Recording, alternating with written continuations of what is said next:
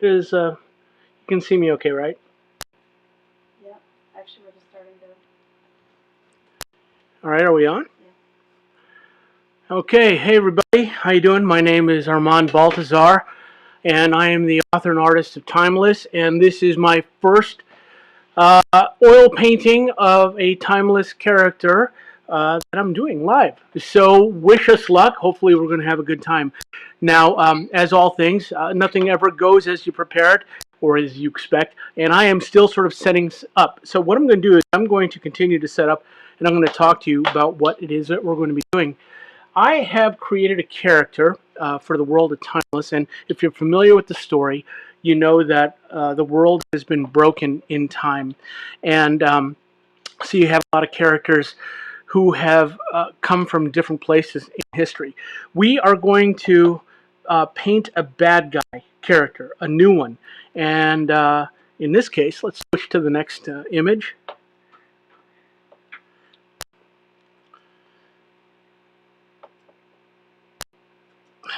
Oh, yep. Yeah. Okay. You should see a little drawing of a person that looks kind of like a Roman centurion, except he's not a normal Roman centurion. He is a centaur. As a matter of fact, he's a cyborg. And so, what we're going to be doing is we're going to be painting this character. He's going to be appearing in a new Timeless book. I won't tell you which one. Right now, I'm currently working on number 2. Um, and this guy is one of the bad guys. He's half human, half machine. He's a centaur, and we are going to paint him up. Now, the image to the, let me see, I guess that would be to his right, is a color key. Now, the color key was painted digitally. A lot of times I'll do this. I'll paint digitally. I mean, I paint both ways, traditionally and digitally, but I painted this digitally because it affords me a way of trying a bunch of different things quickly and making a decision on where it should go. So that is what I'll use to paint. Now we are getting ready to do some painting here. So I'm still actually in the process of squeezing out a few more colors. So I'm going to talk to you about what I do when I'm painting the way that I'm painting. There are a lot of different approaches to painting, and I like to kind of combine a couple of different techniques together. I found that sort of works for me, and really when it comes down to it, there's not so much really a wrong way and a right way to paint. It's more like you, in my opinion, what you do is you try to learn a bunch of different methods and a bunch of different approaches, and through time you sort of get a feeling for what works for you. And I've kind of found that I like a lot of different things, and I like to sort of combine them. So I do a little bit of watercolor kind of wash technique, and then I kind of like to work laying in, blocking in the darks, and then work up towards my lights. And this is actually something that is pretty, um, a lot of classic masters sort of work in this way, but I kind of throw in a lot of things that I've sort of learned along the way too that I find really helpful. Now, one of the things that you'll notice when I start is that I'm going to lay in a color that seems kind of strange, like a strange choice to do when starting off. And part of that is I like to sort of think of the color for the painting um, in terms of a color sort of statement. And in this case, for this painting, what I wanted to do was I wanted to make a painting that resonated with a clash of green to purple, green to red, sort of like fighting complementary colors. And so a lot of times, if you look at the key, you're going to see that the sky is going to be a cooler color, the moon is a cooler color, there's a lot of cool light on the character, which will turn the shadows a little bit warmer. And so I'm going to sort of play up that relationship. And in this case, since I know that there's going to be green, the blues are going to be kind of a predominant color, I'm going to sort of start out in the other way and go with a purple kind of underwash And I'm going to temper it a little bit with some warms, some warm kind of earth tones. So the gist of the painting is kind of going to go like this. I'm going to paint. I'm going to try not to screw up and make something beautiful. I'll talk along the way every now and then when I think I've got something really important to say that might be helpful. I'll try and tell a joke occasionally, maybe not. But what I'll do then is I'll paint for a while. I won't take any questions. I have a way of taking questions if you chat to me while this is running. And my lovely wife will read the question to me and I'll try and answer them. And then every 30 to 45 minutes or so, I'm going to take a little break. And when I do take a break, when I first come back after the break, I'll answer a bunch of questions and I'll get right back into painting. So without further ado, I'm going to start laying in a bit of a wash. And I'm going to shut up for a while. So I might put on a little music in the background in the meantime to keep me focused and motivated and help balance out the caffeine that's sort of like coursing through my blood right now. So when I lay in stuff, actually, let me take a moment here to talk about this. So what you're seeing, what you're seeing here on this board, we can switch to oil painting now, is the image. Now,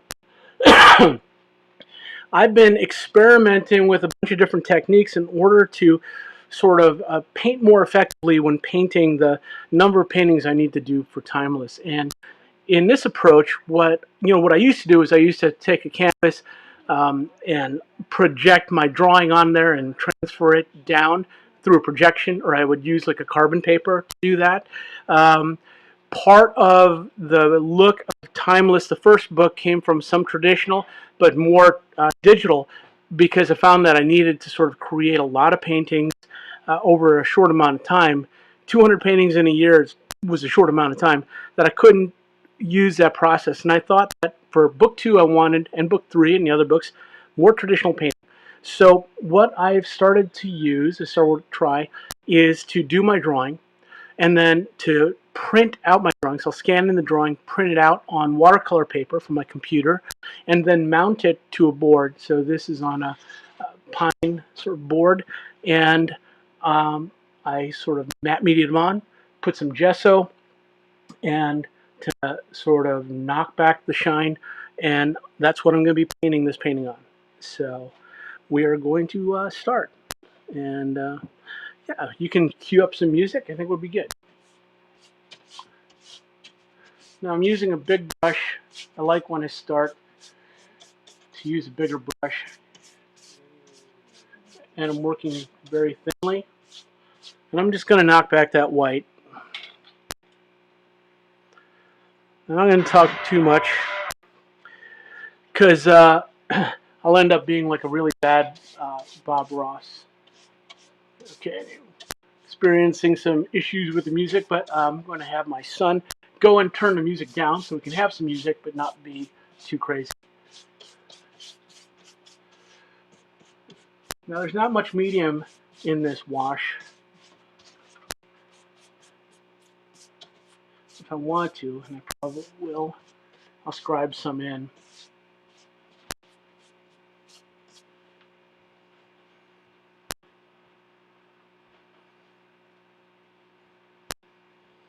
All right.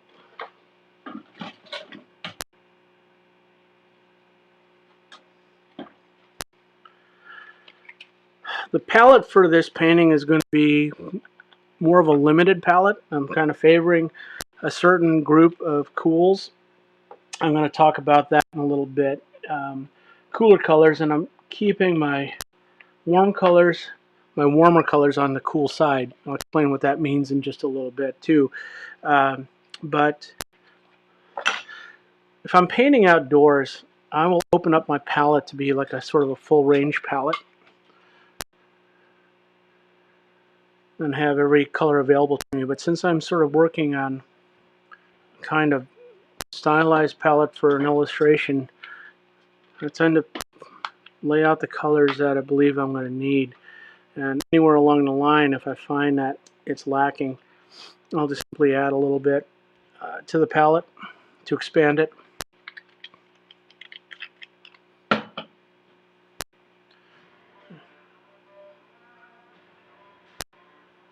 I'm going to go a little bit louder, right?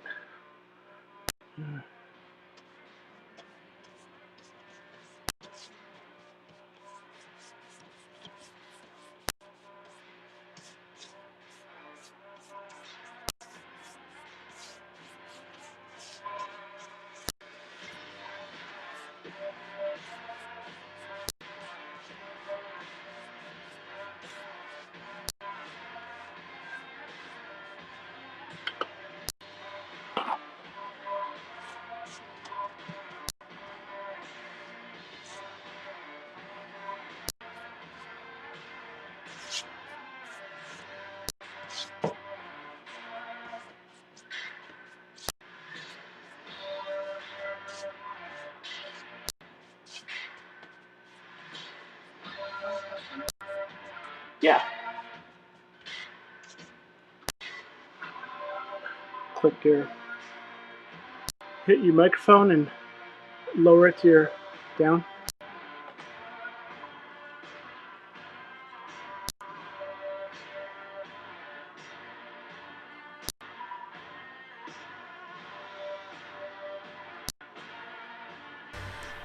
Okay, I have a question from Andrea. She wants to know what was used to transfer the drawing onto the canvas. Okay. Well, Andrea, what I did, well, I should say what I do in the past is I would do the drawing using a projector and then draw it in pencil onto the canvas. In this case, I'm using a technique, this is actually a newer technique for me, and that is to take my drawing, scan it into the computer, then print out the drawing from the computer from a nice printer onto watercolor paper. And then I take the watercolor paper and I mount it to the board using matte medium. And then I seal that paper onto the board and I start painting on top of it. And that transfers it. The drawing's already there for me and I'm ready to go.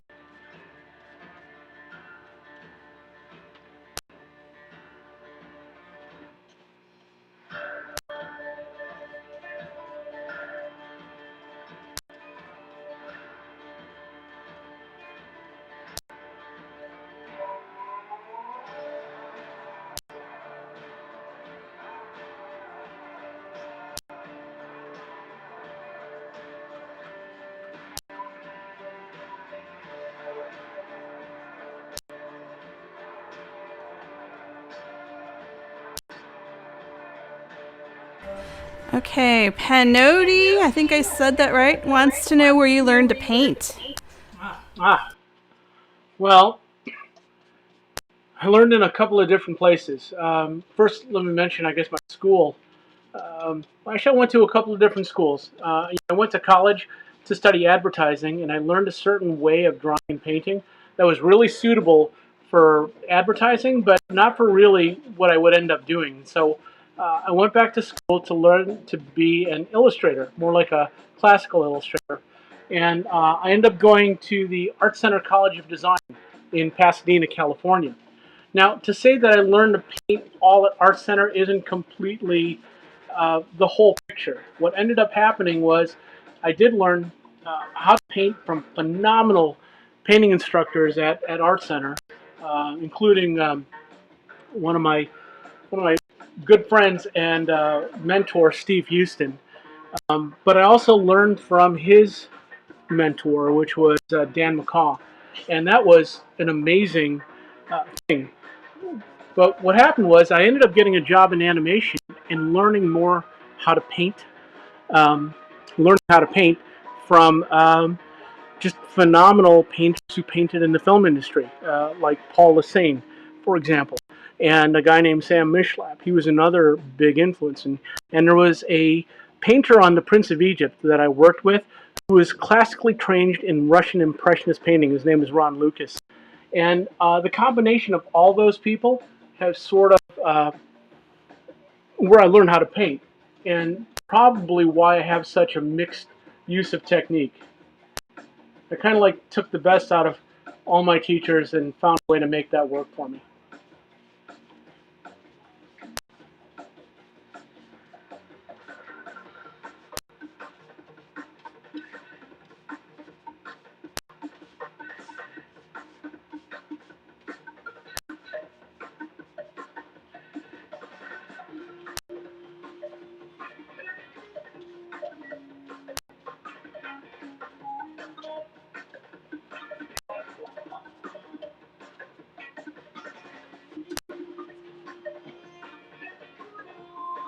saying there's like a tick noise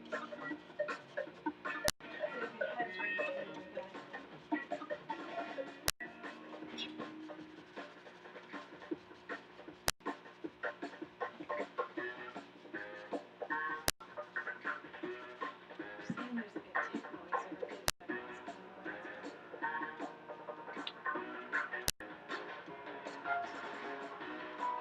Was it with the music? no, it's like this. You're the only two that are doing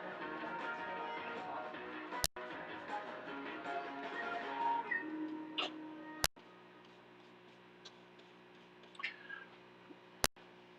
Oh yeah, that's strange. Okay, we're gonna try and figure out what's going on with that noise.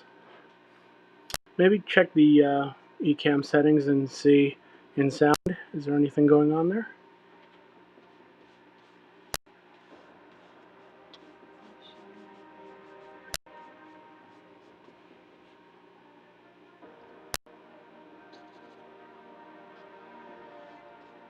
Head's right in the window.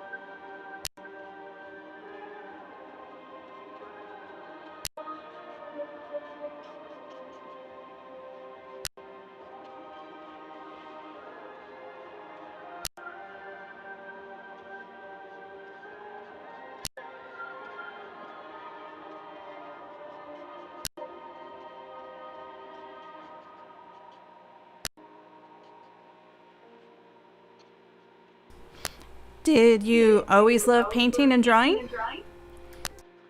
Yeah, absolutely.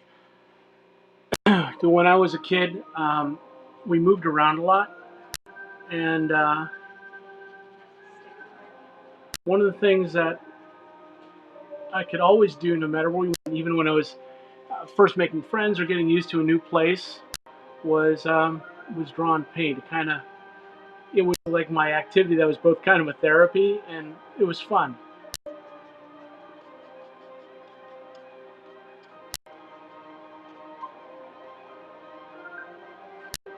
So I'm staying very thin right now, and I'm just kind of getting a feel for where I'm going to place some notes later on.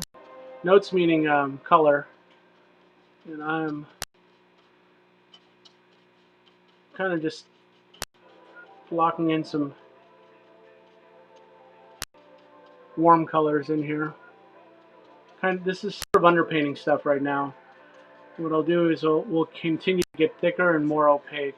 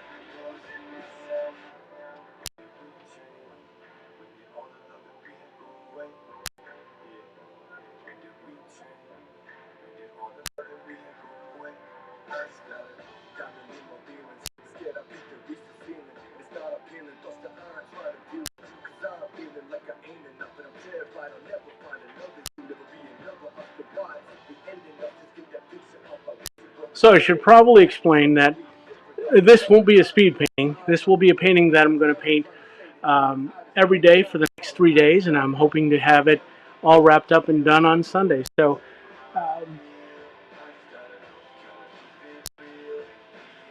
it'll kind of be completed over multiple sessions. And this is pretty much the technique I would use for painting illustrations for the Timeless book.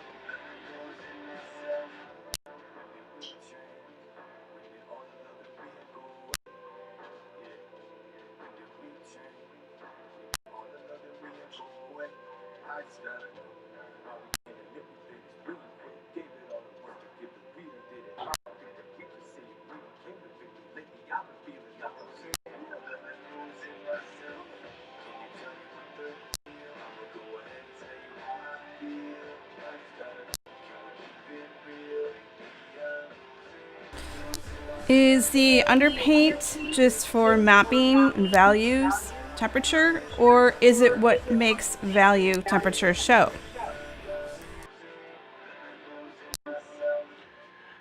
It's a little of both. Right now, I'm using it to sort of map where I'm going to go.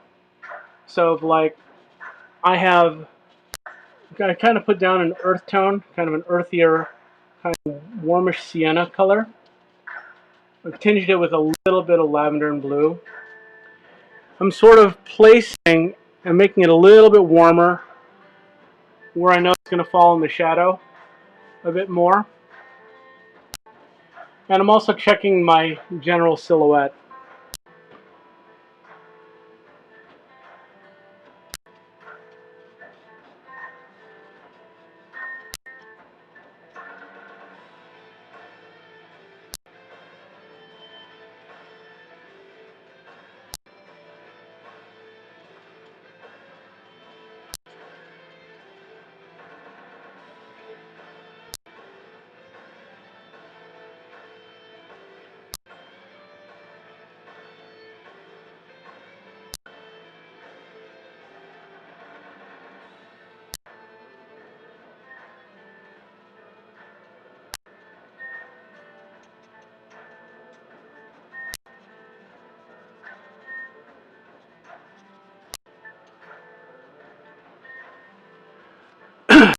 So oil paint, as you know, it takes a while to dry. And there are things you can add to it to either extend its drying time, making it dry slower, or things you can add to it to make it dry faster. So in this wash stage, the very, very first pass was just with a little turpentine. And turpentine will let the paint sit up pretty good, but I've sort of added uh, a medium to it. I'm using a Gamblin medium in the wash stage. It's called Gelkid. And so what Gelkid does is it sort of speeds up the drying time. And so as I'm painting these washes, it's starting to set up. I mean, it won't be dry to the touch as I'm painting it right now, and that's okay because the thing is I want a little bit of that paint to sort of bleed into the paint that I'm going to be putting on top.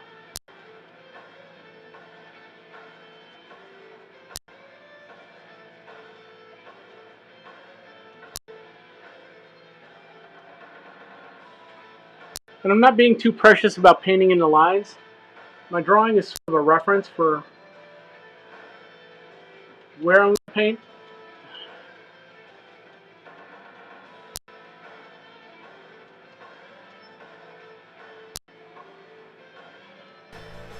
Jonathan has a few questions about your timeless paintings, but I'll just pick this one out here.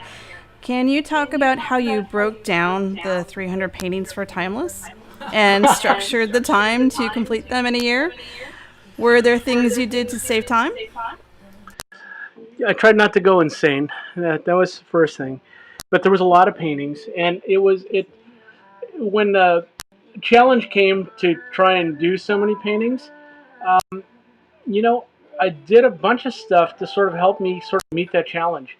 Let me back up a little bit and say that, I've spent a good part of my career working as both an artist for films and working as an art director. And that meant working with lots of different artists. And so, in working with different artists on teams and being their art director, it what that does is when you work in films, it allows for a bunch of stuff to get done beautifully in the case of the production for the film. In the case of Timeless, since I knew there was so much to paint, so much to draw, I got the help of a few friends to help me with very specific things that they were really good at. Like, for example, one of the artists that's in Lightbox Expo, Bryn Matheny, um, designed a lot of beautiful dinosaurs for me that I used her designs in the book. And so a lot of times you'll see some of the paintings where there'll be another name from another artist, and those are artists who sort of help me by contributing some designs or things that I would end up using, and so that helped. The other thing was being really, really, really, really stringent about a schedule. So again, I'm going to kind of go back to my time in animation. Animation means painting a lot of paintings for a film, especially in the 2D paintings that when I started out my career. So when doing Timeless, what I would do is I would sort of work out the composition, the layout, the designs all in advance, at least as much as I could. And then I would like almost storyboard them. I would sort of block them all out and then work out things even more so. I'd make little keys to design the lighting and the color. And then I would take like between 5 and 10 paintings at a time and start working on them a little bit at a time. Like, okay, I'm going to do put in the drawing for this painting. I'm going to put in the drawing for that painting. Sometimes with super complicated paintings, I would end up building a computer set, which I knew how to do from animation from my drawings, and then I could sort of use that as a guide to make really complicated locations over and over and over again. I would use that as the basis for the drawing to then paint on. So I basically used all these different techniques to sort of help out with that. But one of the big things I did was I worked multiple paintings at a time and like would write down a schedule. Okay, today I'm going to block in all the the layout on these 10 paintings. And then the next day, I'm going to, according to my color keys, block in the skies on these 10 paintings. So it was a matter of like, in part, working assembly line to get what I needed done.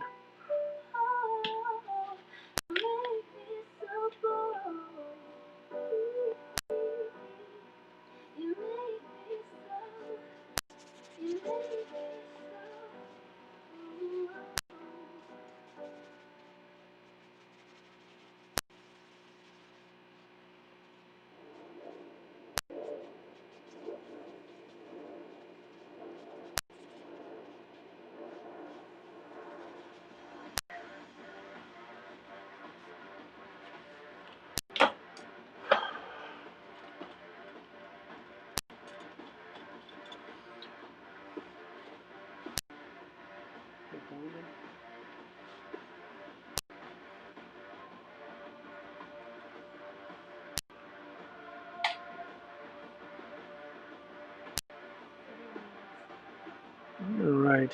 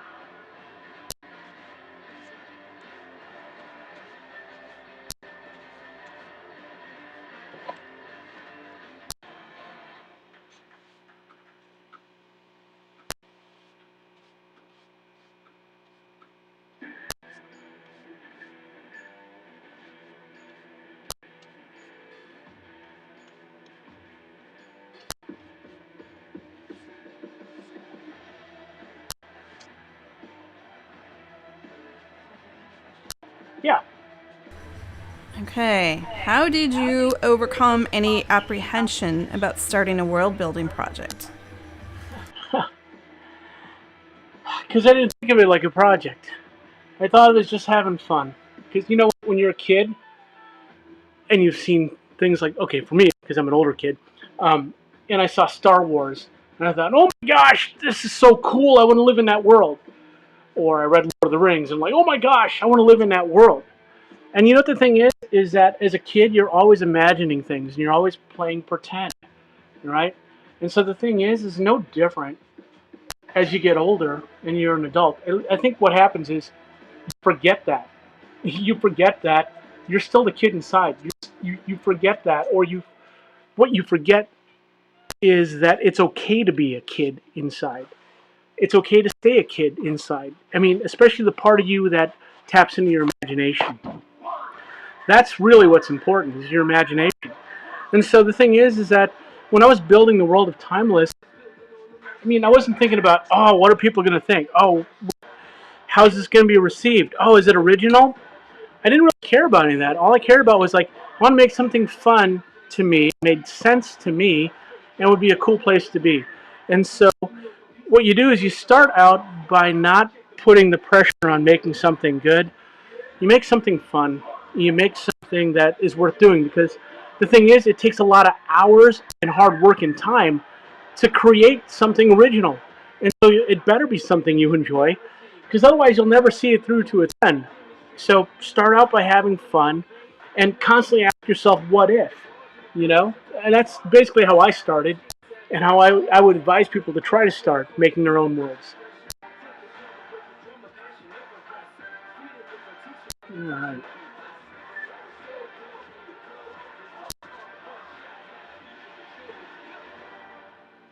We're going to take just a little bit of a break here, and I am going to finish laying out the colors on my palette and grabbing a glass of water. And then we will be right back. And then kill the microphone too.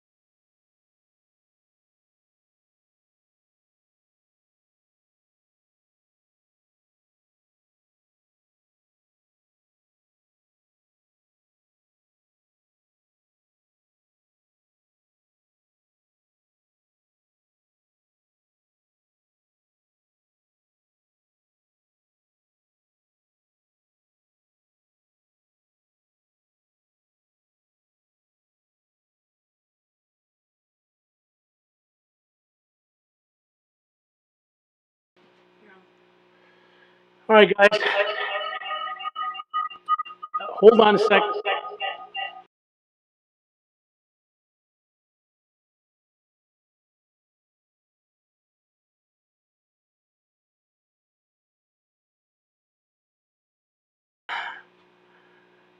Okay, we good?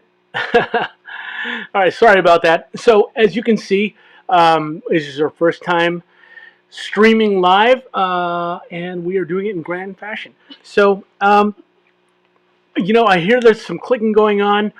We're going to try and figure out what that is. Unfortunately, on the fly, we're having a hard time kind of doing that in little 10-minute breaks, but we're going to continue to work on that. And if you stick with watching the demo for the next 3 days, we're going to for sure try and get that all resolved. So, back to this painting. Again, I'm going to paint, paint, paint. I'll answer questions when they pop up. On the next break, I'll sit and just actually answer questions in general. It can be about the painting, it could be about timeless, it could be about anything. So this is kind of, I don't want to say the ugly stage, but this is kind of the sort of ugly stage. This is sort of like when you are, at least when I am, kind of just getting paint on the canvas and just starting to get where the colors and values are. Now, the thing is for me, someone asked a question about, am I putting in these initial washes for value or for color? Well, I started to think more and more about that. And the thing is what I think is that, yes, it is value to a certain degree. I mean, I'm reading the silhouettes. I'm reading the silhouettes of, for example, our main bad guy character here against the moonlight. Right now, the value of his body against the sky is pretty close. If I squint my eyes, they're not too far apart. Really, what I seem to be playing more, and what I am playing more instinctually, is where I want to go with the color. And the thing is that I want him to be the most punchy. Now, when I do get to the final value, like as you can see in the color key, he's going to be very dark and contrasty against the sky. But really what I'm doing is I'm giving myself a roadmap to understand where I'm going to go with the kind of colors I want to shift him towards. And so this is kind of an underpainting. And it's not super neat or clean. It's just sort of washy and ephemeral, and it's kind of to place, kind of as a placeholder for things that are going to start to build up. So now we'll just continue on. I'm going to start placing a few more darks. I'm going to start congealing the bigger notes together, and then we'll just have at it. Okay, thanks.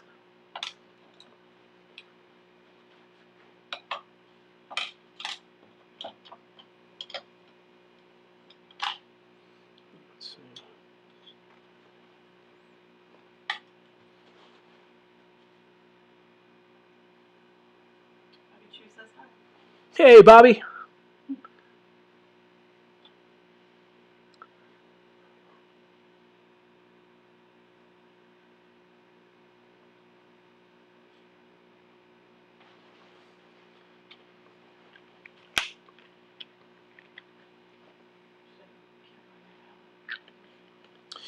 Yeah, we just need a third camera. So in future demos, I'm going to have a camera on the palette. And what I'll do perhaps at the next break is I will take a moment to point this camera down at it so you can sort of see what it looks like down there.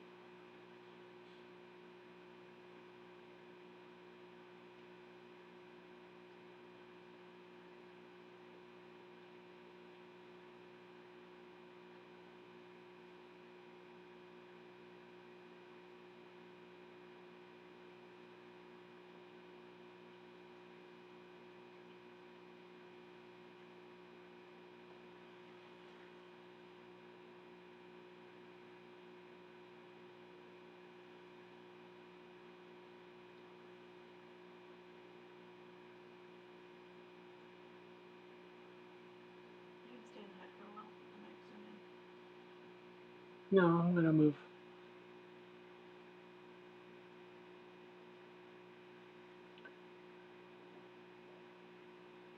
You know what I could use? I think as we move further, is print out the color key and the drawing.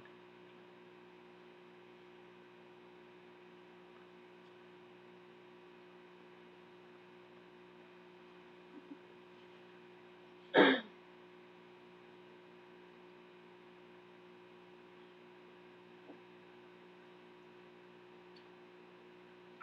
question? Yeah, that's what it. Do you think oil painting teaches you patience? I think every aspect of drawing teaches you, and painting teaches you patience. Um, yes, it does. And the thing is, there's different kinds of painting. So, for example, if I was doing an alla prima or kind of like an impressionist painting or a live wet into wet painting, uh, it would be sort of like done in one shot kind of thing, and you're painting quickly. In this case, what I'm doing is I'm sort of building up surfaces because I'm making an illustration, and um, it takes a lot of time and work. And once you start doing it a lot, you sort of get familiar with where you're at in the stage of a painting, and you just know that's part of the process. To the right. To the right.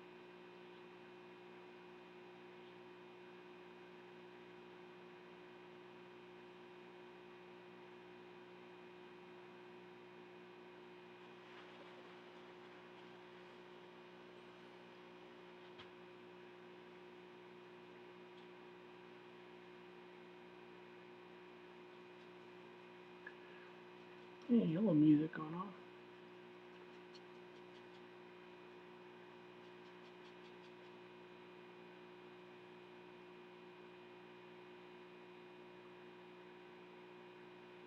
Oh, it started.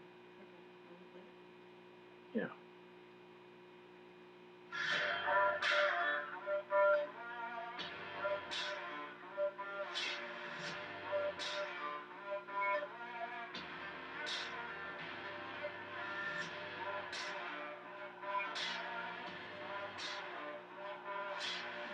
You didn't see the beginning once the surface started to move and then use the lines with your finger on to set it. The lines start to set it. Did you see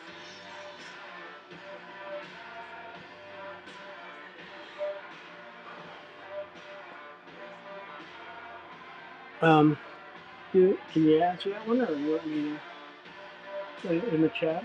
Or, wait, okay.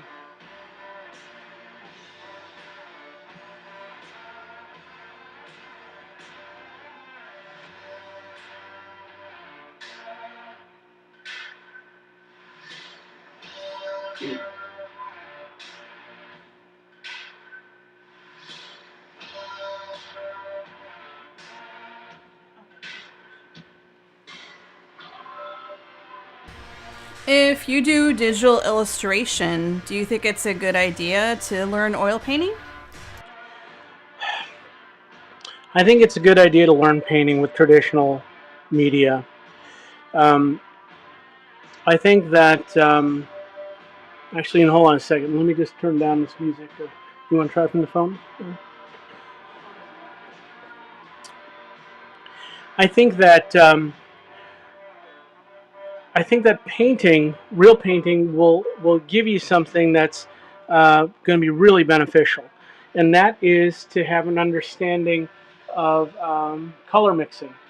The other thing is this: is that you're going to find when you paint, whether it be oil paint or acrylic or watercolor, that you start to develop certain skills that are you are going to end up using in digital painting.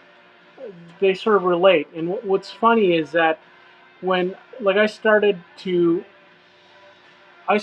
first to learn how to paint traditionally, watercolor, acrylic, and oil. And when I ended up learning how to paint digitally, and that ended up for me working on the movie The Road to El Dorado, we had to learn how to do it. Um, I found that the tools were trying to emulate what we did with real paint. And so it kind of gave me an understanding of what the tools are meant to be doing. Um, but to get more back to the point, one of the greatest things I think about real painting, I mean, I shouldn't say real painting, but painting with traditional media is that you sort of see what happens when you mix, the color red and the color green together, and the varying degrees by which you do so. And the other thing is this: is that it's hard to see the shifts in color temperature um, digitally, not like you see when you're painting with paint, because the second you mix something, you can see if you're starting to mix it a little warmer, a little colder in temperature, and your eye picks up on it in real time, and it's really happening in front of you, and it starts to develop your sensibility for color. So that's one of the things. But in general, whether you draw or paint with digitally or traditionally, the fact that you're drawing and painting over and over and over and over continues to make you a better artist.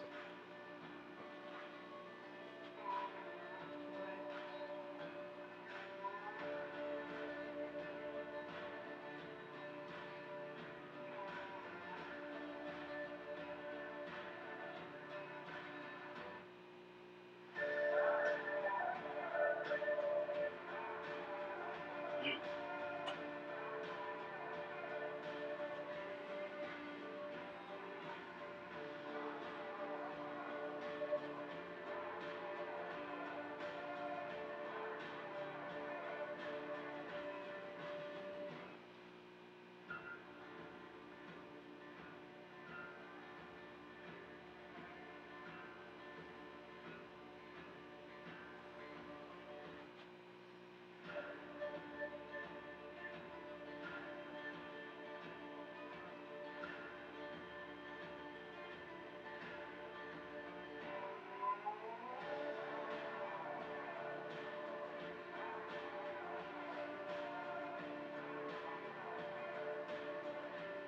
Are we getting any more about the clicking, or? Hold on a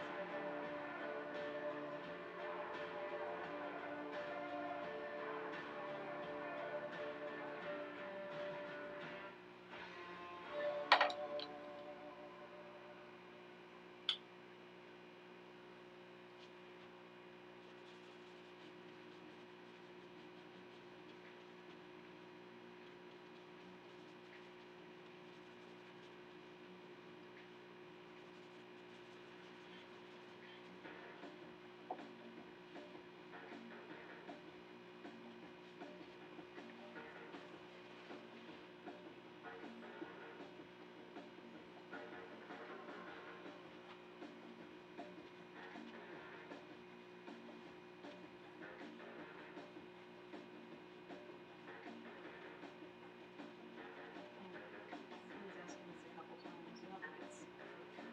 I'll just do it because she's bugging me. Yep. What's the question? Do you ever lose interest in the middle of a painting or project? And if so, how do you deal with it or push through it? And does working on multiple pieces at the same time help?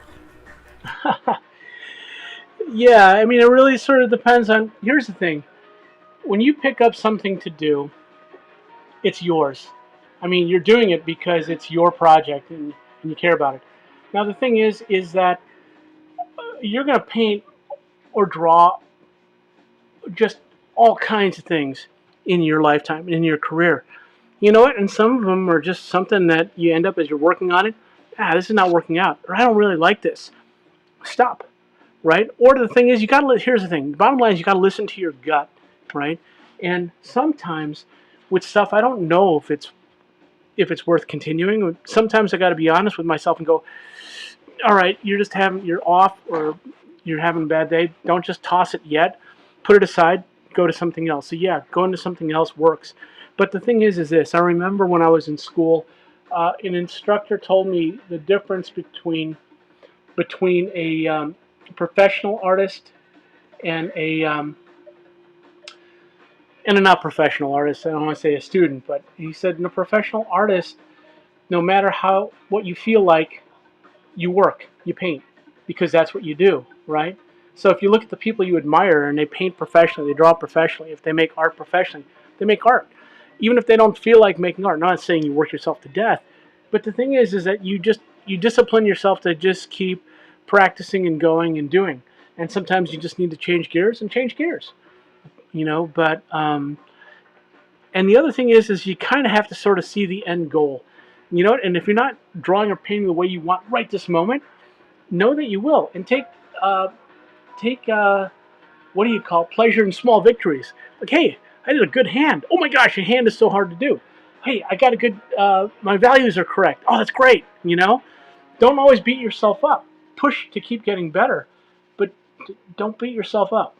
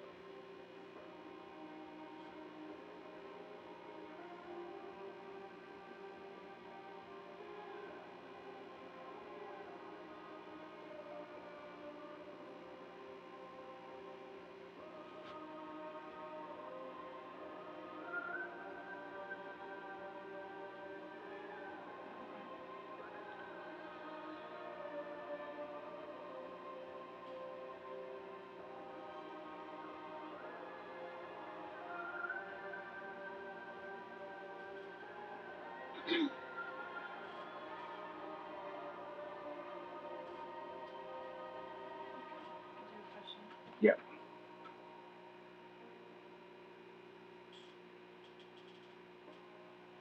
Okay, Shannon says she finds herself having to leave a painting dry before continuing. Do you have advice for doing a straight run painting like this? Well, the more you paint, more you paint something to a finish. The more you paint something to a finish, the more you'll get a real sense of what it takes to get to the finish line. I know that sounds really silly and obvious, but it's not.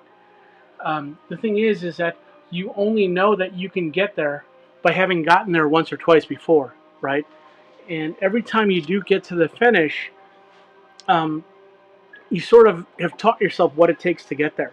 Now, at the end of the finish line, sometimes you think you've made a great painting, and then you look at the end of it and you go, or, the next day it's like, oh, it's not that good. That's all right. You celebrate you got done and move on. You know, the thing is too is you don't necessarily tackle the biggest thing you can when you're beginning. You know, work small, work fast, and then work bigger. Work, you know, and then start to build up your speed and start to build up familiarity with the technique you're using. You know, that'd be the advice I would have.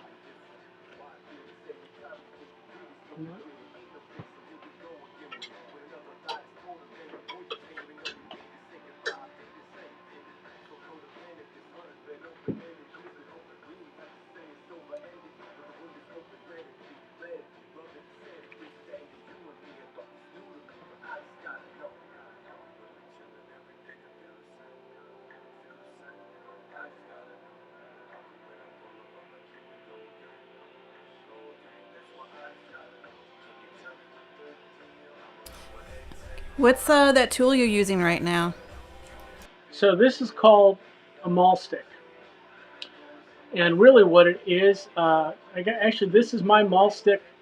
This is my maul stick from when I worked on Prince of Egypt. It's a metal tube, just a plain old metal tube from the hardware store, with sometimes a tennis ball. In this case, is just an old rubber toy ball. And the thing is I can keep this lifted off the canvas and roll it back and forth. I can brace my one hand and then put my other hand on it so that, because this is oil paint, it's wet, it's always wet, I can use it to support the weight of my hand and get into paint areas without getting my hand on the painting. And you can make this yourself. This is, I mean, it doesn't have to be a metal stick. I've used like just a ruler or a pole or anything lying around when I didn't have my maul stick with me. So right now I'm sort of just blocking in some of the shadows a little bit darker, and keeping very thin. This is basically kind of like an old master's kind of technique, and then I'm working just really thin in the shadows, blocking in all my darks. And then as I get lighter and lighter and lighter, I'll start getting more opaque paint.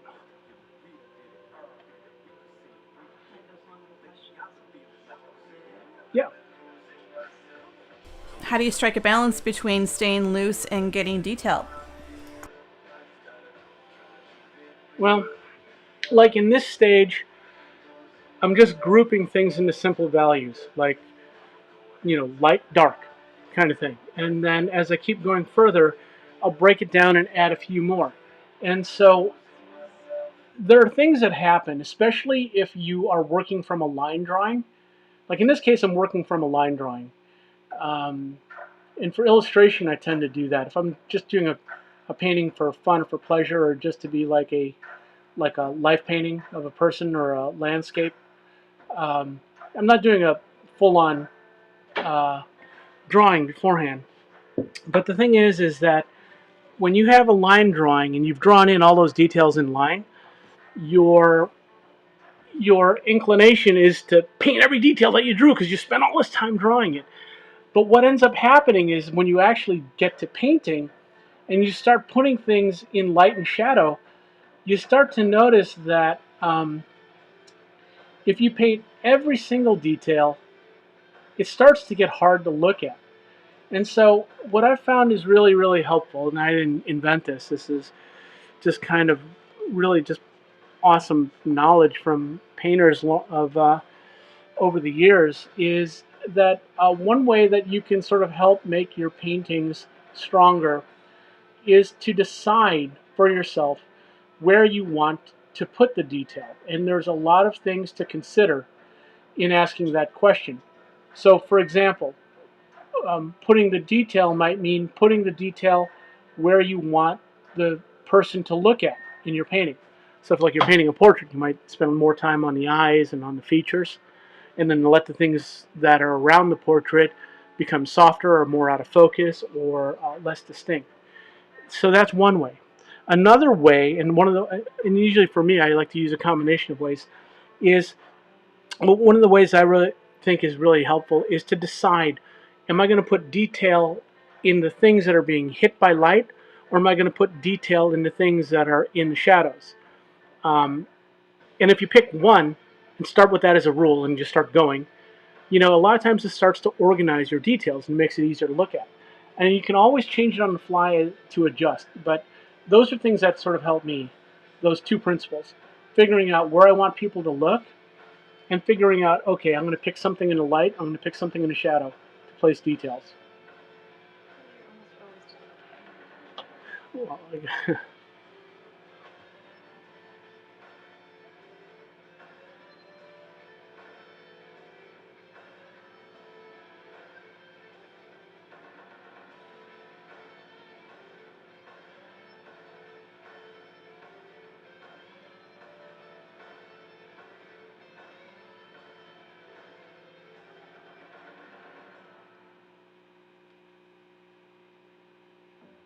Never knew a woman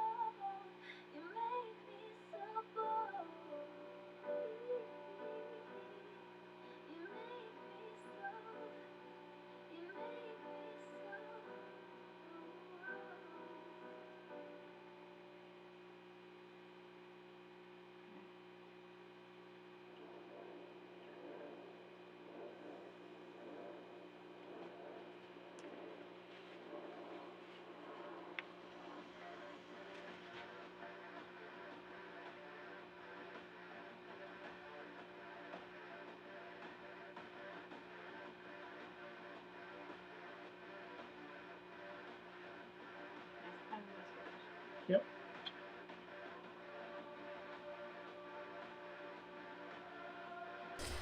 Who are some of the masters that have influenced you in your painting and art? Well, that masters list kind of includes a lot of different people. So,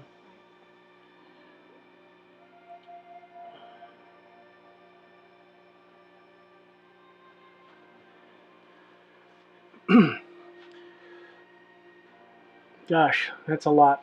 That's a big question. It's a weirdly big question. But the thing is that there's people I looked at for drawing, there's people I look at for painting, and what ends up happening is I end up having people I admire at different times for different reasons.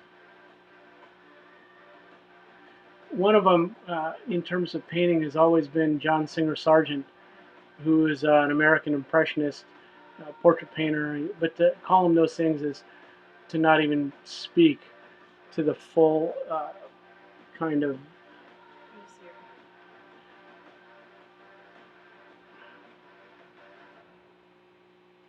Now,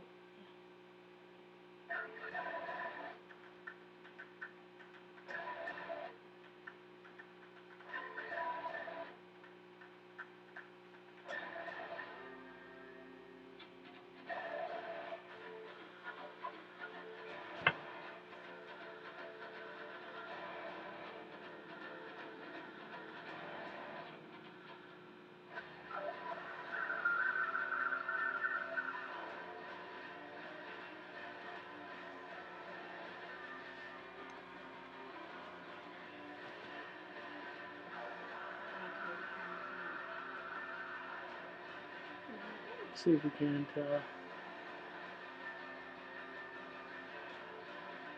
figure out the sound issue. You still having it?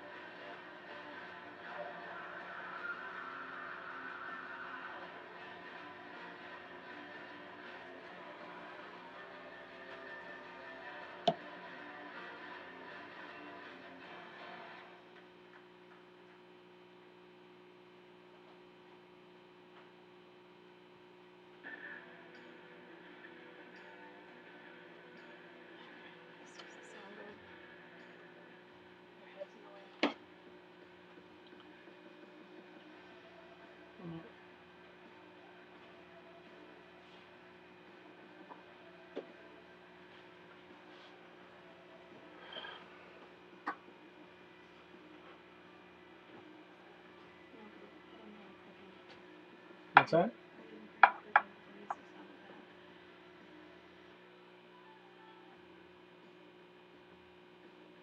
Oh, people still having issues with the clicking? Yay!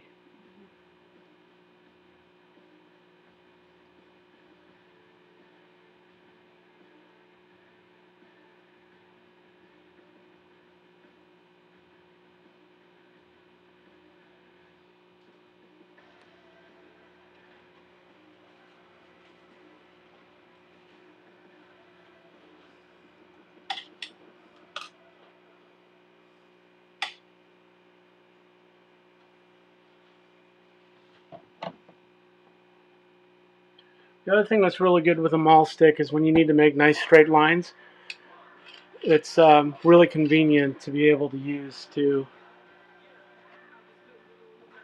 do that.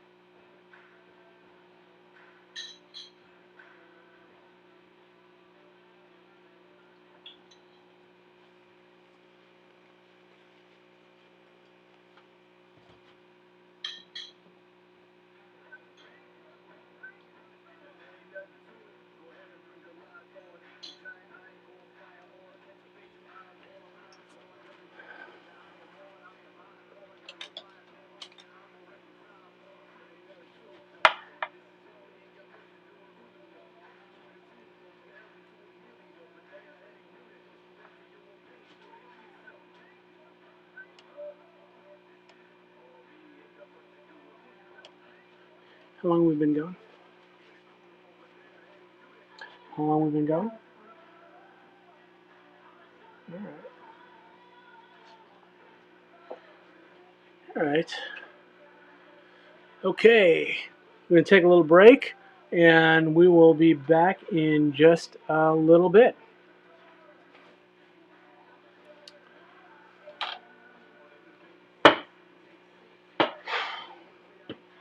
So, did you want to adjust the camera?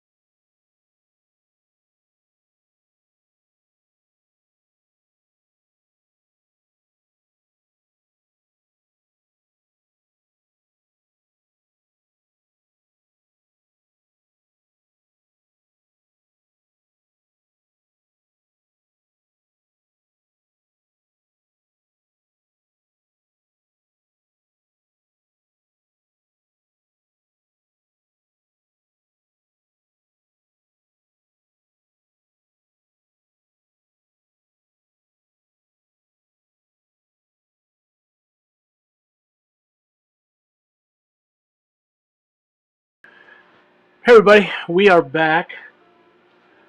Thanks for watching and thanks for being patient with our technical difficulties. So as I am cleaning off my palette here, if anyone has a question to ask, I'd be happy to answer. Oh, I think I'd sort of talked about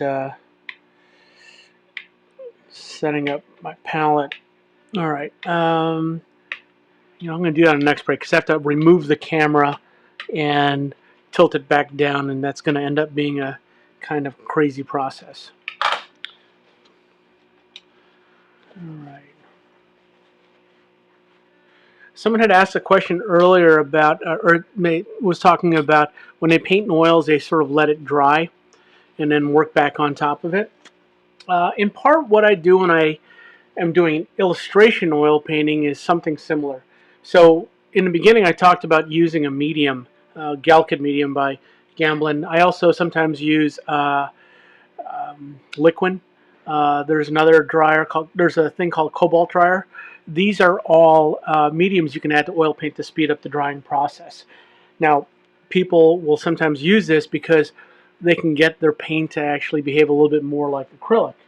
Um, and I think that's really valid. In part, I think mediums are really helpful for illustrators because in the old days, you need to get your oil painting dry quick so that you could sort of get it off to your art director and then they could get it printed.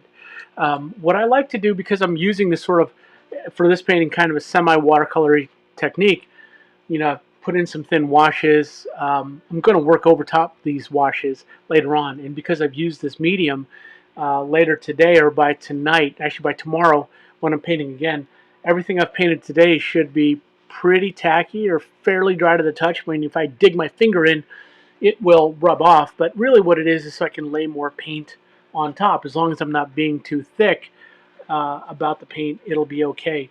So, I've been staying, for the most part, pretty warm in the painting because I know I'm going to be I'm going to go cooler with greens and blues and purples as I start to build up on top. So, I'm going to just sort of work in a little bit of cools, just a little bit more as a wash. And let's see. I wanted to say one other thing about what I'm using. So I'm using a variety of brushes here, right? And so these lighter colored brushes or bristle brushes, sometimes are made out of hog hair. And then I'm also using these darker haired brushes. And without getting all super technical about these brushes in terms of what that all means, here's the thing that really makes a difference. The stiffness of the bristle. And how much a bristle can hold paint, and also the shape of the brushes you use. So I'll go back and forth between using a round brush, and a round is something that's kind of like in the round and comes to a nice point, to a flat brush, looks just like that, kind of goes flat on top. And a lot of times what I'll use is a brush called a filbert. Filbert is kind of like a flat brush, except it kind of tapers and rounds at the top. So it gives you kind of a happy medium between a flat and a round. So that's a little bit about the kind of brushes that I'm using. The other thing I do is I like to use different paints that have different qualities to them, but are all pretty high quality.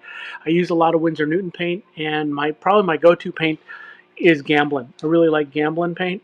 I like the way it goes down. It's color fast, and they have nice mixing capabilities. Sometimes I use Grumbacher for a few of the paints, like some of the reds are really nice in Grumbachers, and with white I'll use a couple of different people too as well, their brands. So yeah, let me get back to it.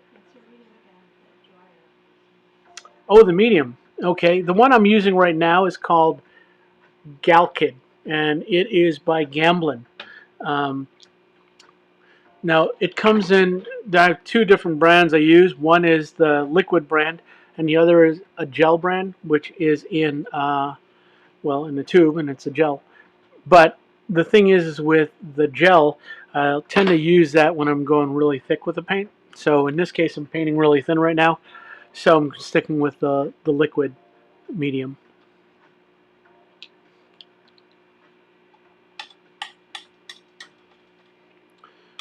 All right.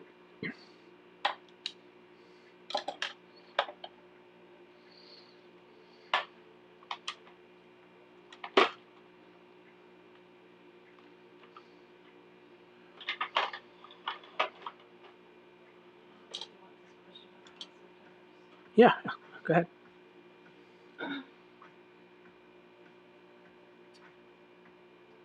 Got a question. What kind of practices should beginners be doing daily to be a concept artist? How to approach old master study, how to figure out which stream is suitable for me in concept art, I guess. Okay, that's a big one.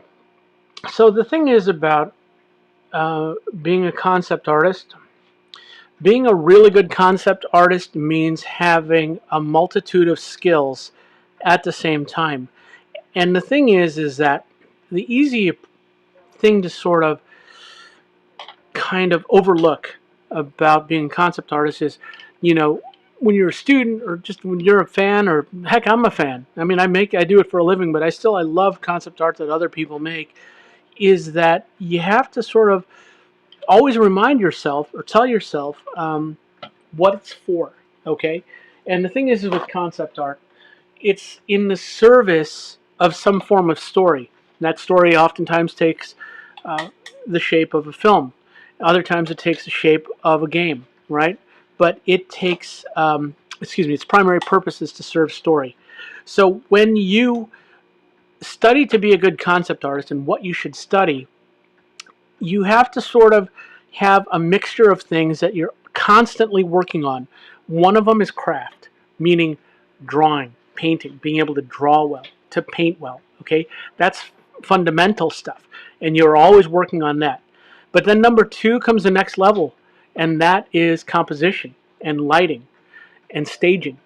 And the thing is this: when I say next level, what I'm saying is that you're using your drawing and your painting combined with these other disciplines to provide a solution, a design solution for, let's say, that film or that game, right? So now that goes to the next tier, which is to also study visual storytelling for film and games, right? And so you're seeing how composition, how lighting, how color, how staging aids in doing that. Now, things you can study besides all those topics I just talked about, we're looking at the masters of visual storytelling. It can come from comics. It can come from people like Frank Frazetta. It can come from Will Eisner. It can come from fine art. It can come from kind of period paintings, historical paintings, right? Like Frank Frazetta used to look at historical paintings like big battles and things and learn from that. It can come from looking at storyboards. It can come from looking at films and breaking them down. So, what it means to be a really good concept art and what you can work on all these, every day, are a little bit of all these things. And sometimes you can switch and go, you know what? For this week, I'm going to concentrate on this, or for this day, I'm going to concentrate on this, and you can build on that. But it's like anything. Um, if you want to be good at something, you learn all aspects of it, and there's not just any one thing to learn. A lot of times, it's a bunch of stuff to learn at the same time. I hope that helps.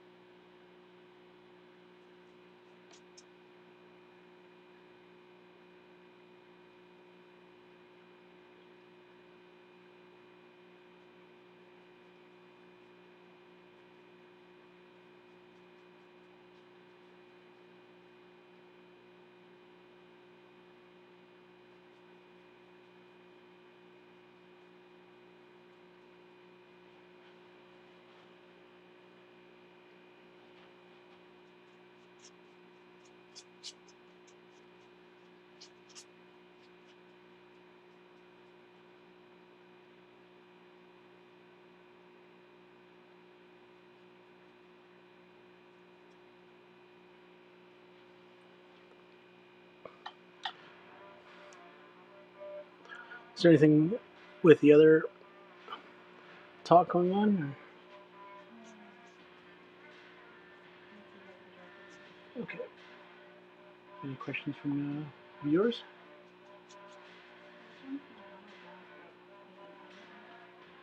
What's that? Once in a while, that happened. It wasn't bad. It was just when you work. Yeah, unfortunately. This is specific about which industry?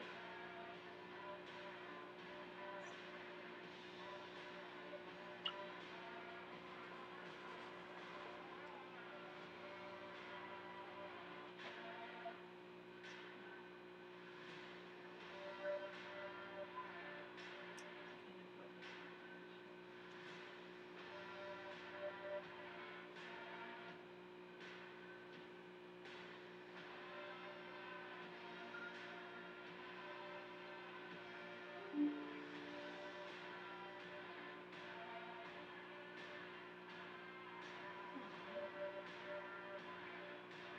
What's that, babe?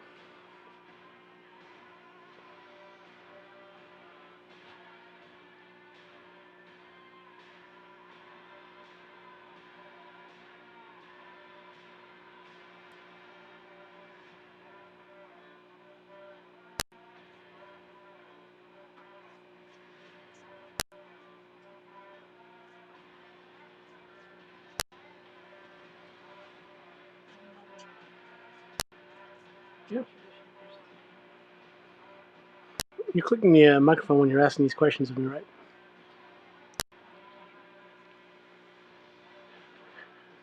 Do you think it's bad practice to practice our skills mainly in digital media instead of traditional?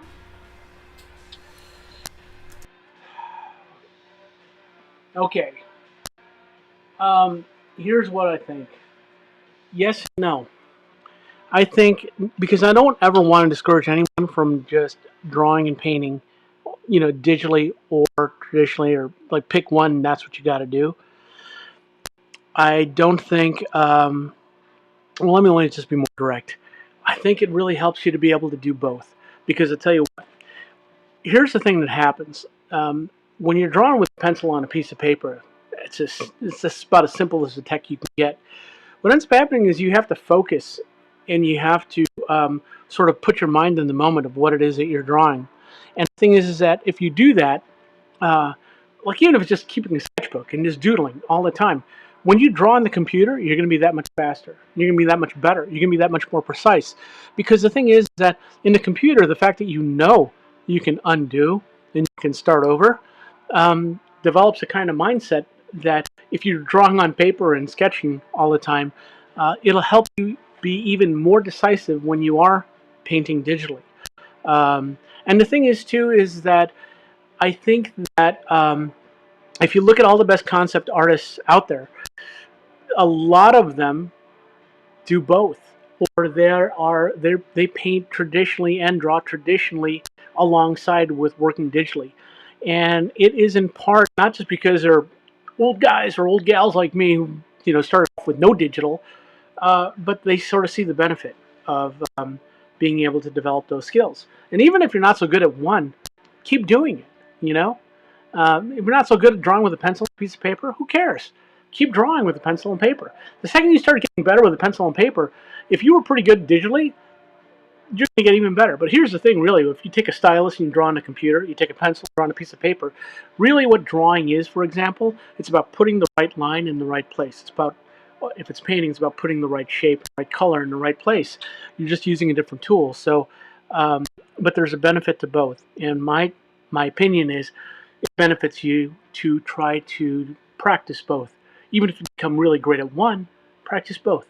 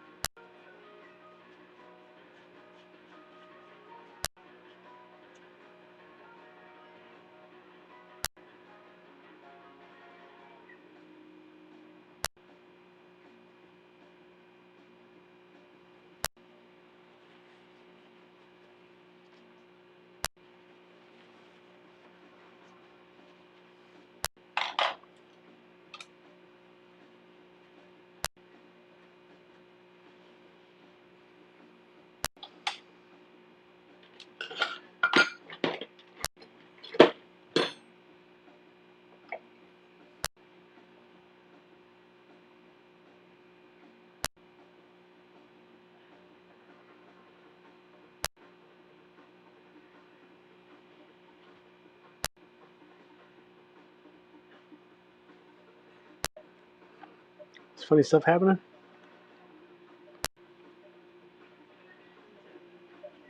What's that?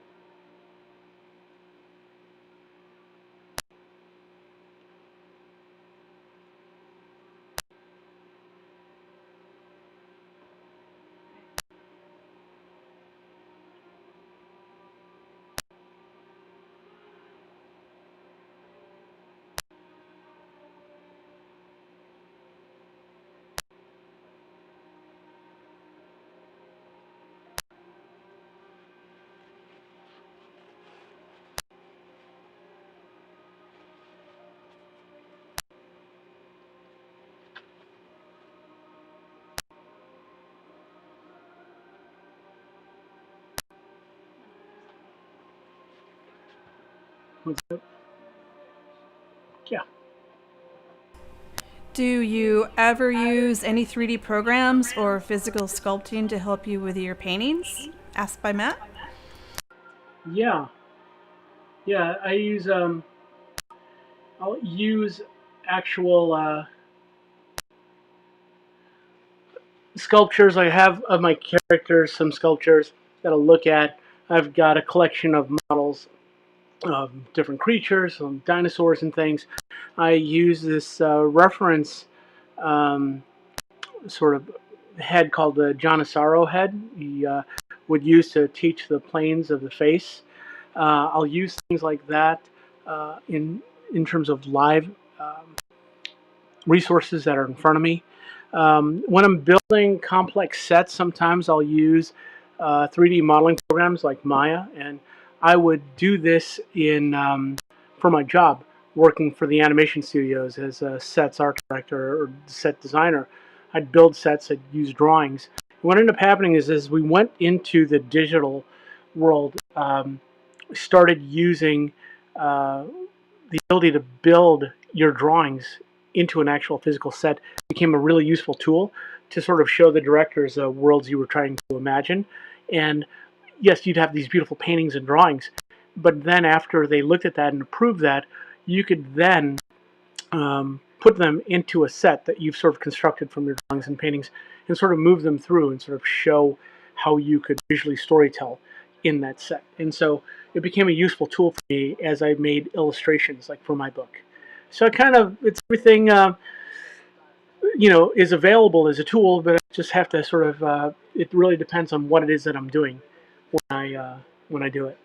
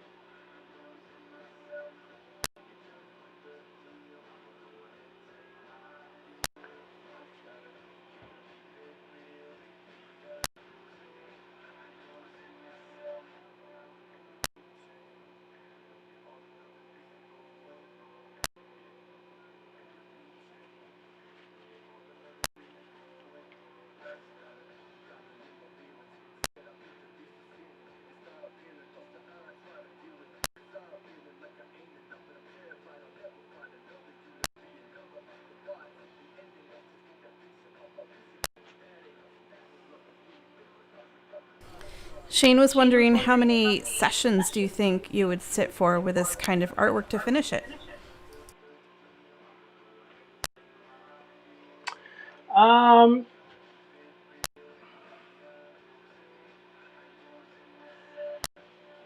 that really all depends. I think that for this one, it would probably be maybe 3 or 4 days, but I'm going to try and have this all done uh, by Sunday.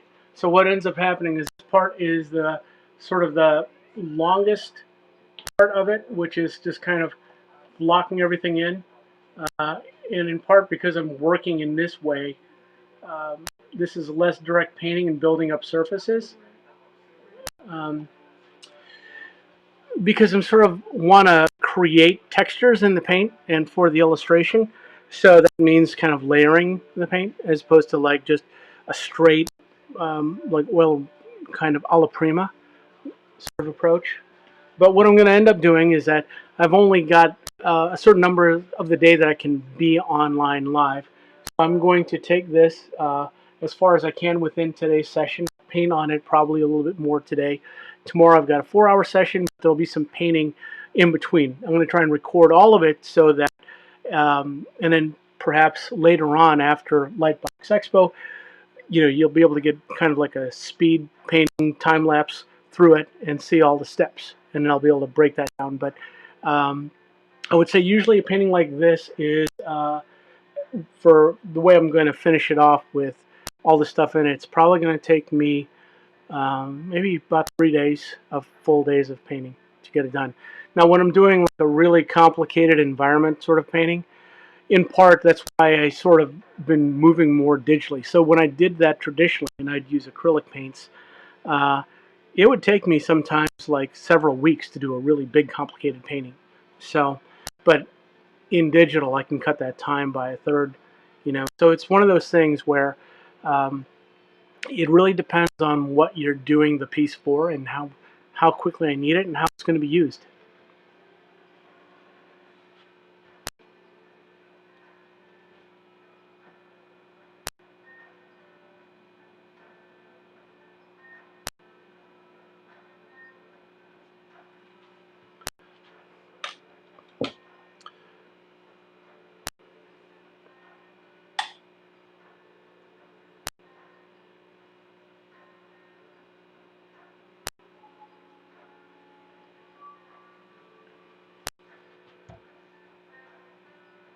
Any questions?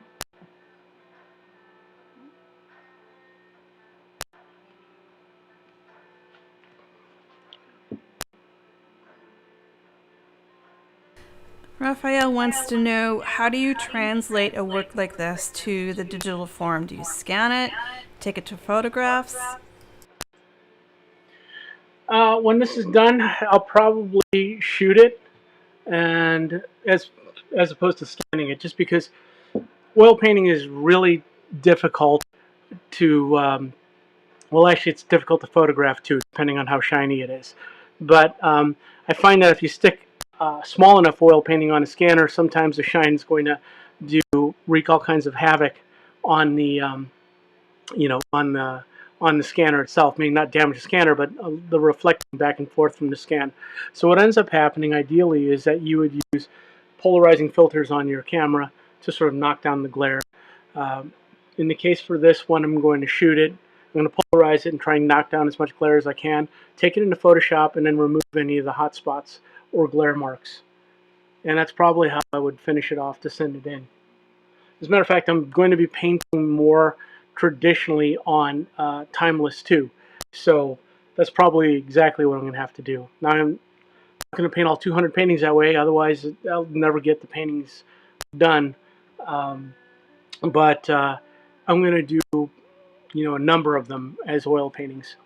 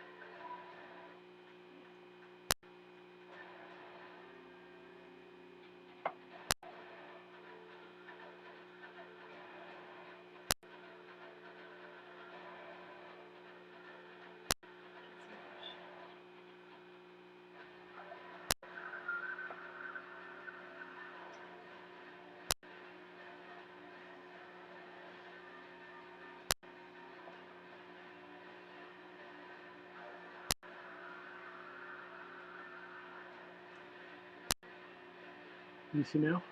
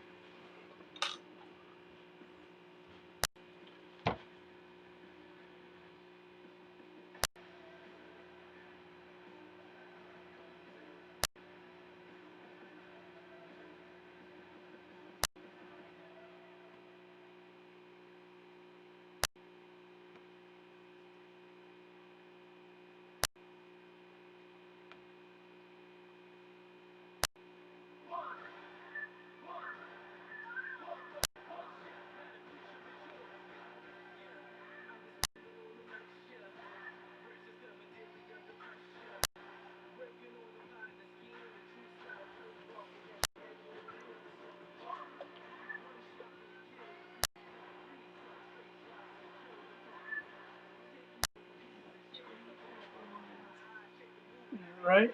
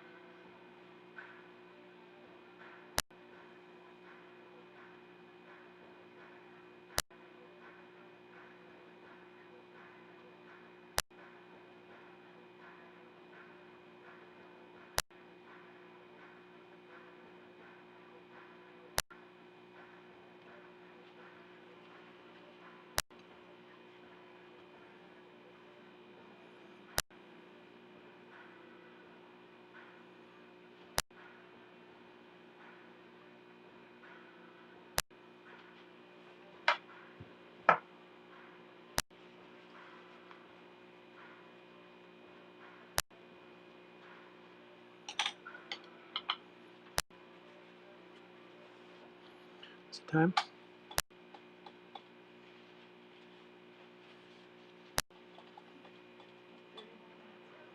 All right. So, have any questions?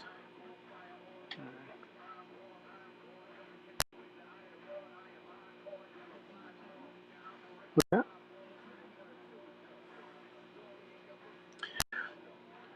So, how many folks out there that are watching are students?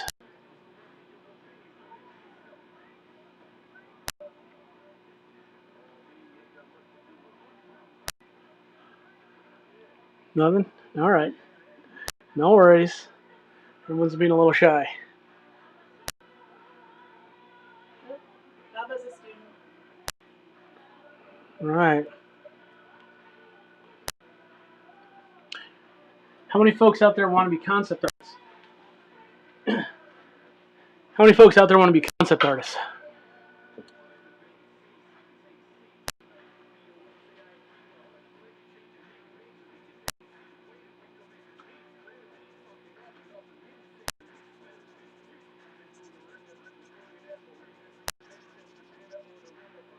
Looks like we got about 4 artists that are students so far.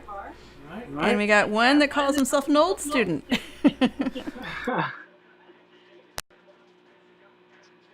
Right.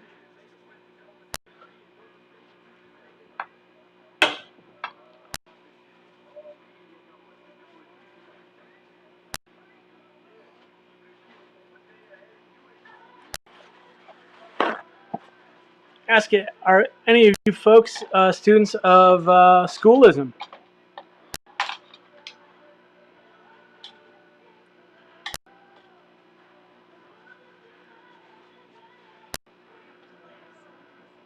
Right.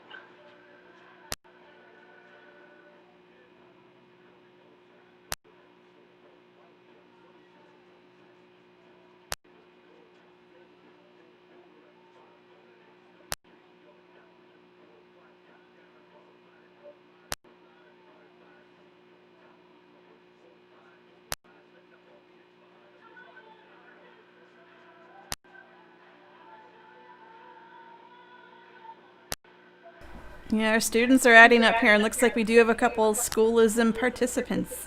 Nice. Nice.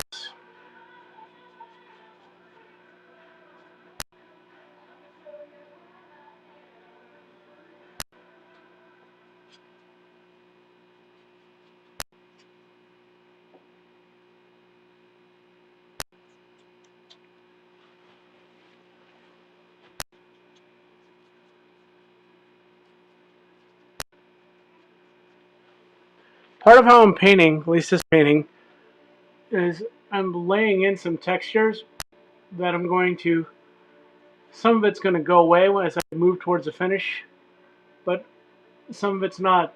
I like to leave, or at least in these underpainting stage, um, some put some kind of brushier, kind of textural strokes.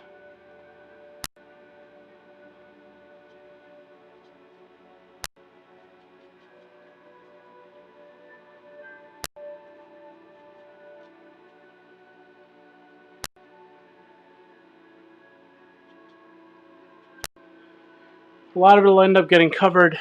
I shouldn't say a lot, but there's an amount of paint that will get covered as I move towards the finish. And then some of that texture will show through, but if I don't have that texture underneath or in the opening stages of the painting, and then try to get it into the thicker parts of the final painting, it becomes more work.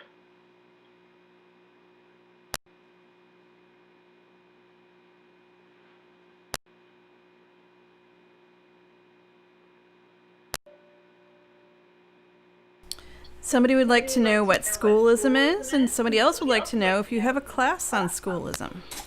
All right. Schoolism is this phenomenal kind of online teaching program that my good friend Bobby Chu, who was one of the co-founders of Lightbox Expo, began. And he had this idea that what if you could take the very best artists who are working in the industry, like in various different professional art industries, including animation, gaming, live action, um, book illustration, and fundamentals teachers like figure drawing, portrait painting, oil painting, watercolor, landscape. What if you put them all in one place and give students access to the very, very best people online so that they wouldn't have to travel far or maybe even, because it's hard and expensive to go to to an art school in another state, in another country. So we founded Schoolism as a way to do that. And to answer your question, the other question, um, I am not currently a teacher at Schoolism. I've done some workshops, I've done some talks, and my schedule might allow for me to teach there at some point. Right now, currently, I'm not, but it's a fantastic way to sort of learn without having to blow the bank on expensive tuition or perhaps move to far away.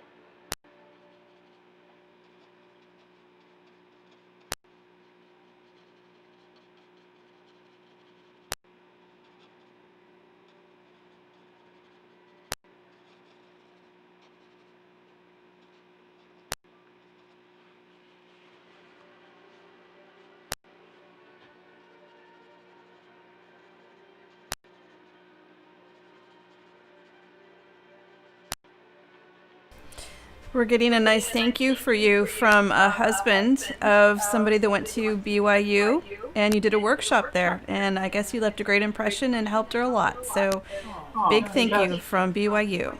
Hey, that's awesome. Thank you. Oh, to answer someone's comment from earlier, no, I don't have Adidas sponsorship. I don't, but I do have pandemic hair, so which is crazy and unruly. And I grabbed the first hat that was sitting, on my dresser, and it happened to be a black Adidas hat. Um, so, although I wish that Adidas would sponsor artists, they currently don't.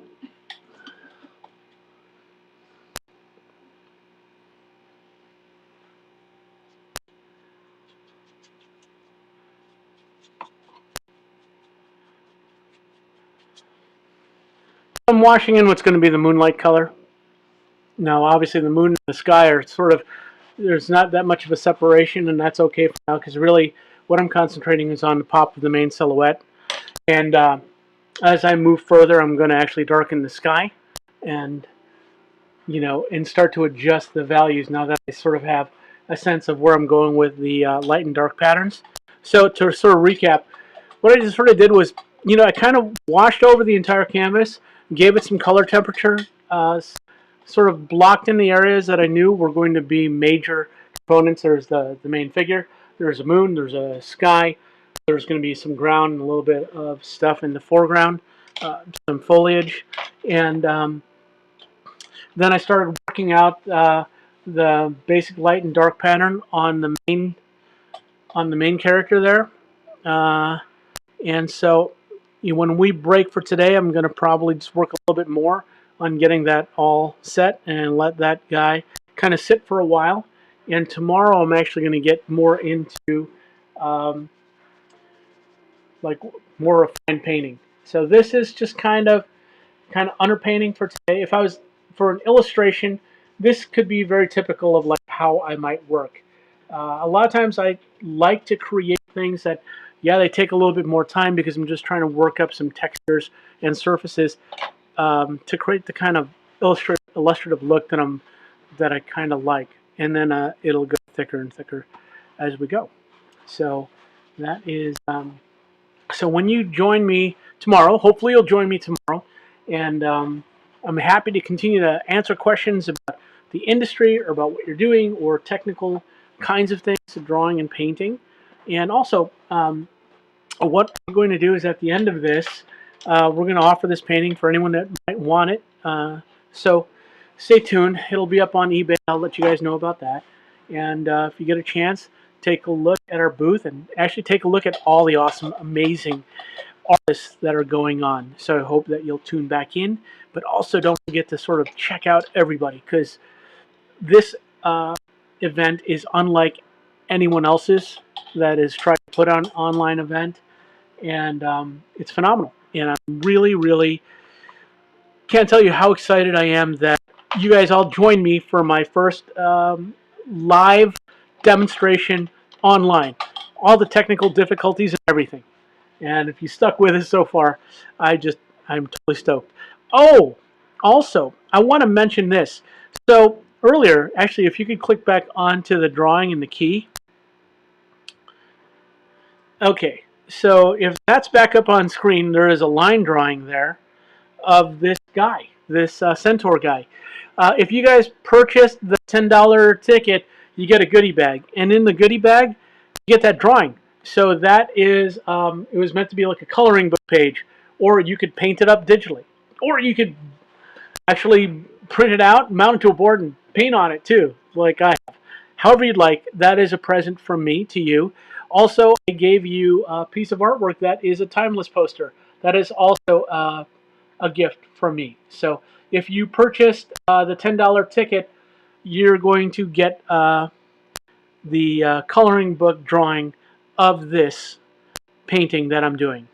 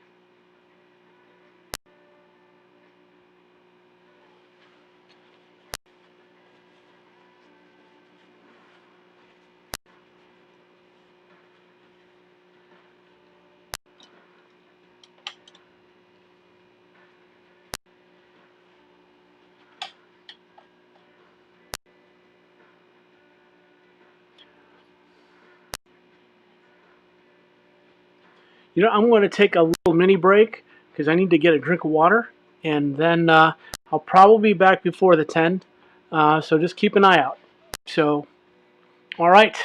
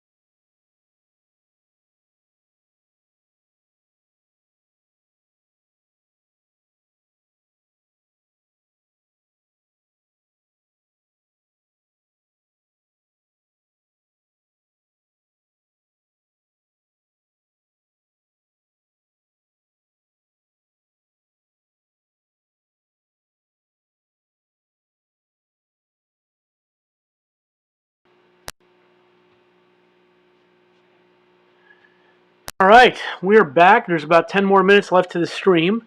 So I'm going to answer some questions, and I'm going to talk a little bit more about anything you guys want to know about. I looked at the questions from earlier, and someone was asking about why I use Galkin. Okay, so like if I was doing an oil painting portrait demo for you guys, I wouldn't use any of that. I would just basically use paint, maybe and terp. I don't even use linseed oil or anything like that. I use barely any medium. And a lot of reasons for that is that I want the oil paint to stick on top of each other. And I'm going to paint a little thicker, and I'm going to layer the paint on top. And I do like painting that way. Some illustrations I do that way, but in the case of something that's really complicated in detail, I usually tend to work this way, where I'm working thinner and then working towards thick. Um, Now, why do I use Galkin? Well, for example, if I was working on a watercolor painting, I could paint something really thinly and transparently in watercolor, and to tell you the truth, in a couple of minutes, it would dry, and then I could just paint on top of it some more. Or if it was acrylic, it would be the same thing. I'd paint it in acrylic, and all of a sudden the paint would dry after a few minutes, then I could paint new colors on top. Now, part of the beauty of oil paint, why I love oil paint so much, I mean, I love all the mediums, but why, if I had to pick only one, I could say is like, okay, if I could only do one for, here until whenever, it'd be oil paint. And part of it is because oil paint can give you, um, it's a pain in the butt when you're first learning, but it can give you basically, it can act like all the other paints. It can, you can paint with it very transparently. You can paint with it very, very opaquely. It can do those things. You can use the properties of it not drying and being able to blend like crazy, or if you use the paint with very little medium, you can get it to be sticky and you can lay it on top of each other. When I'm using the Galkin, I'm trying to split the difference. So I'm working very thinly, and if I've mixed a little Galkin into the initial washes, it will make the paint not dry faster exactly. It sort of makes the first layer of it kind of harden a bit. So, for example, here is a wash on the paint, and I'm pulling my finger across it, and no paint is coming off. It's as if it was dry. Okay. Some of these thicker areas I put on, they're still a little wet. Like if I go up here, I just made a mark, made a thumbprint. Okay. That was newer, but it's already starting to dry. So what's going to happen between today and tomorrow is this is going to sort of set up, and I've sort of just blocked some things in, and I'm going to start working thicker, and I'm going to start working towards this. Actually, I guess people might say, oh my gosh, that's the fun part, when it starts to actually start to pull together as a painting. But here's the thing, it's kind of like if you were a sculptor. Have you ever sculpted like with clay? Usually when you make a sculpture, you build an armature, which is like a piece of wire or something that's inside the clay that makes it all stand up. And underpainting, if you're doing a painting like this, with layered and textures and things like that, is kind of like an armature. Okay, this is the structure underneath that I'm going to paint on top of. Or if you were doing a figure drawing, you might call it a lay-in. Your first initial lines to sort of guide where the final drawing is going to go. In this case, because I'm trying to juggle, the color, temperature, and the values of things, it's a lot of stuff to do, and it's not one of those things that can be done in just a few minutes. At least I can't. Maybe there are masters that can. I'm not quite at that point, so I can only be as good as I can be as I keep working to get better, like we all do. So what I'm doing when I'm making an illustration is working this way because it allows me to get the look I want, to have the amount of control I'm looking for where I know I'm going to go. And how do I know where I'm going to go? Well, it's because I've been painting for a long time and making mistakes and making successes and making mistakes and making successes. And you file that all down and they make you a better artist. I want to just finish up my blathering on with one last bit about digital versus traditional. And the thing is, make art. Don't stop making art. And you know what? If making digital art is comfortable for you, great. Continue to do this. Now, here's the thing about getting better in anything you do in life is you got to take chances, you got to take risks, and you got to be willing to get uncomfortable. Because when you try something new, you're not good at it right from the start. In fact, it's hard, and you make a lot of mistakes, and you don't feel like drawing anymore or painting anymore once you've made the mistake. You're like, oh my gosh, I made a mistake. You made a mistake. So what? Make more. Here's the thing. This is what every mistake is to me. Every mistake to me is another mistake I'm not hopefully going to make tomorrow.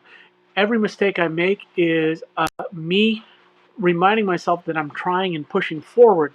And every mistake I make is that much makes another step closer to getting where I want to be.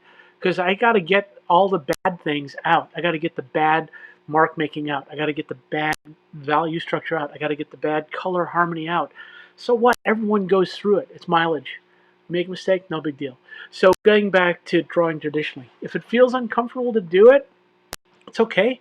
Probably picking up a stylus and doing something digital felt uncomfortable too. And if it didn't, it should, because you're always trying to be better.